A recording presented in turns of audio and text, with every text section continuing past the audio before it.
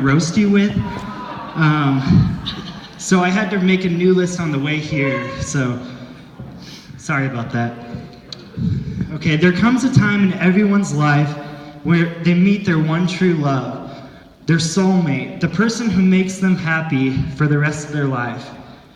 And for Chris, that was 19 years ago when he met me. For those of you who don't know me, my name is Keegan, and I am Chris's little brother. I gotta find where I'm at here. To be asked by Chris to be the best man is an honor for me, but it was also really honorable of him because now he's really admitting in front of all of you that I really am the best.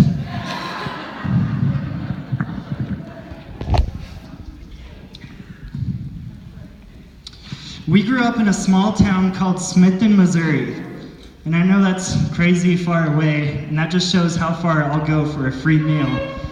But growing up with Chris was quite the adventure.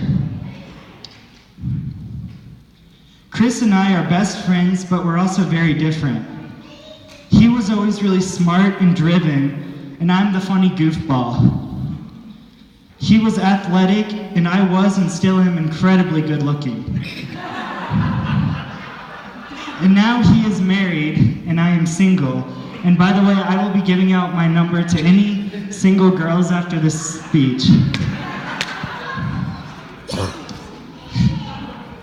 For the most part, Chris and I get along great, but there were times that I didn't make his life very easy.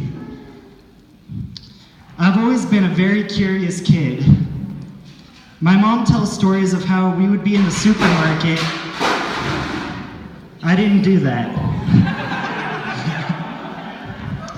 My mom would tell stories about how we'd be in the supermarket and I would run off exploring. And then Chris, with his big brotherly heart, would run after me to try to keep me out of trouble. And then Katie, my older sister, would run after both of us and say, "Don't worry, Mom, I'll go get him." And my young, pregnant mom at the time quickly learned not to bring her kids with her to the supermarket because she would have to chase them all and round us up.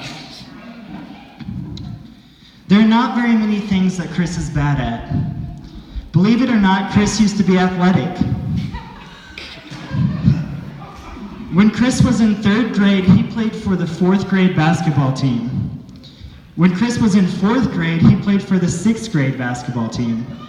Eventually, the league told him that he had to pick a team because he couldn't play for all 3. Chris's trophy shelf was huge. It was always bigger than my 7th place ribbon collection. It was great playing baseball with Chris. Chris has always been really tall and had such long arms that he made the best first baseman on the team. I, on the other hand, was the kid in right field with the glove on my head.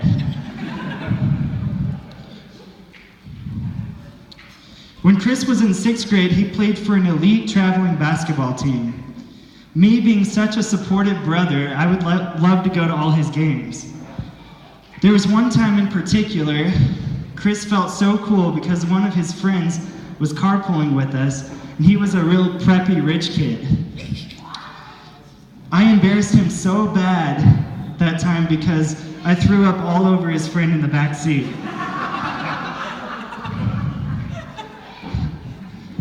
As we got older, Chris fell deeper and deeper in love with Jesus. Chris is such a leader and a role model.